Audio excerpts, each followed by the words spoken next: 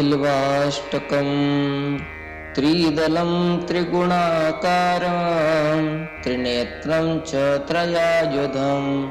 त्रिजन्मपापसंहारं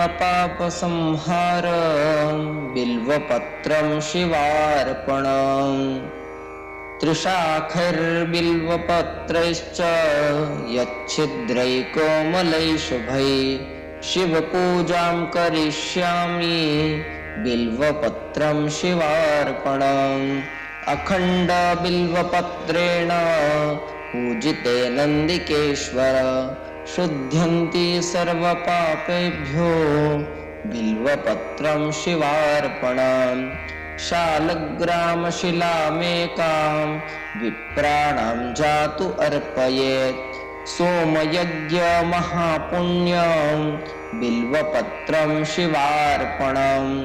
दन्तिकोटिसहस्र